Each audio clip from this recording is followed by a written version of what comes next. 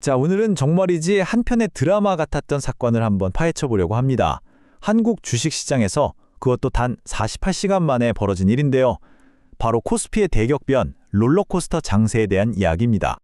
사상 최악의 폭락, 그리고 바로 다음 날엔 사상 최고의 폭등.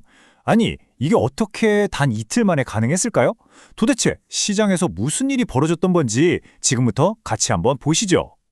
보세요. 월요일에는 코스피가 5% 넘게 그냥 뚝 떨어집니다. 그런데 바로 다음 날인 화요일에는요, 무려 6% 넘게 폭등하면서 사상 최고치를 갈아치워버려요. 정말이지 천국과 지옥을 오간 거죠. 자, 그럼 먼저 그 공포의 시작점부터 되짚어보죠. 시장을 그야말로 패닉에 빠뜨렸던 월요일의 대폭락, 바로 검은 월요일입니다. 이 하락세가 얼마나 갑작스럽고 또 거셌냐면요. 당국에서 급하게 비상 브레이크를 걸어야 할 정도였습니다. 매도를 강제로 잠깐 멈춘 거죠. 이때 발동된 조치가 바로 사이드카라는 건데요. 들어보셨죠? 시장이 너무 갑자기 오르거나 혹은 지금처럼 급락할 때 일단 잠깐 멈춤을 외치는 거예요. 프로그램으로 이루어지는 대량 매매를 5분 동안 딱 정지시켜서 시장에 숨 돌릴 틈을 주는 제도적 장치라고 보시면 됩니다. 아니, 그럼 도대체 왜 이런 일이 벌어진 걸까요?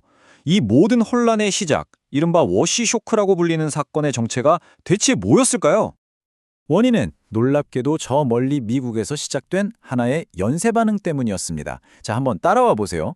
첫째, 미국에서 케빈 오씨라는 인물이 연준의 차기 의장으로 지명됩니다. 근데 이 사람이 어떤 사람이냐? 통화긴축을 선호하는 소위 매파적인 인물이었던 거죠. 둘째, 이 소식이 전해지자마자 투자자들 사이에서는 앞으로 금리가 오르겠구나 하는 불안감이 확 퍼집니다. 셋째, 그럼 어떻게 될까요? 돈은 당연히 가장 안전하다고 여겨지는 미국 달러로 막 쏠리기 시작합니다. 넷째, 달러로 돈이 몰리니까 주식이나 암호화폐, 금 같은 다른 자산들의 가치는 줄줄이 떨어지기 시작했고요. 그리고 마지막으로 바로 그 거대한 충격파가 태평양을 건너 한국의 코스피까지 강타한 겁니다.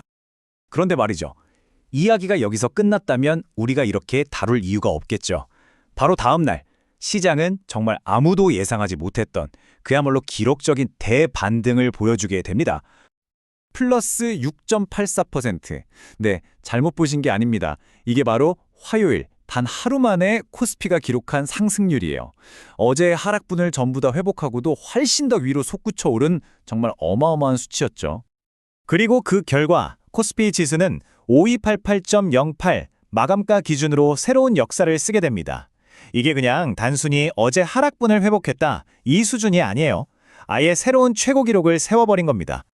자, 그렇다면 이렇게 강력한 반등은 누가 만들어낸 걸까요? 네, 바로 기관과 외국인 투자자들이었습니다. 기관 투자자들이 무려 2조 원, 외국인 투자자들이 7천억 원어치를 순매수하면서 지수를 그야말로 위로 끌어올린 거죠. 특히 이 엄청난 상승장의 한가운데에는 바로 우리나라의 반도체 거인들이 있었습니다. 삼성전자는 주가가 사상 최고치를 경신했고요. SK하이닉스는 하루 만에 주가가 확 뛰어오르면서 90만익스라는 영광의 별명을 되찾았습니다. 자, 그럼 이 정신없었던 이틀간의 사건에서 한 발짝만 물러나서 조금 더 큰 그림을 한번 볼까요? 당시 환율 시장은 어땠는지, 그리고 전문가들은 이 상황을 어떻게 보고 있었는지 말이죠. 재미있는 건요, 원달러 환율도 주식시장하고 아주 똑같은 롤러코스터를 탔다는 겁니다. 주가가 폭락했던 월요일에는 환율이 1463.3원까지 치솟더니 주가가 폭등한 화요일에는 1445.4원까지 뚝 떨어졌어요. 시장의 불안과 안도가 환율에 그대로 나타난 거죠. 그런데 이렇게 단기적으로는 정신이 하나도 없었지만 장기적인 전망은 어땠을까요? JP모건 같은 글로벌 투자은행은 오히려 굉장히 긍정적인 시각을 내놨습니다. 뭐라고 했냐면요. 코스피 지수가 7,500선까지도 갈 수 있다. 지금 한국 시장은 모든 면에서 최고의 퍼포먼스를 보여주고 있다. 이렇게 평가한 겁니다. 자, 그럼 이 모든 소동을 지켜본 우리 투자자들은 여기서 어떤 교훈을 얻어야 할까요? 마지막으로 이 점을 한번 짚어보겠습니다. 결국 핵심은 이겁니다. 단기적인 등락에 일일이 흔들리지 마라. 대신에 그 기업이 가진 진짜 가치와 경쟁력이 뭔지를 보고 길게 보고 투자해라 라는 거죠. 하루하루 뉴스에 웃고 울 게 아니라 멀리 숲을 보는 지혜가 필요하다는 어쩌면 아주 당연한 이야기일 수도 있겠습니다. 그래서 마지막으로 여러분께 이 질문을 한번 던져보고 싶습니다.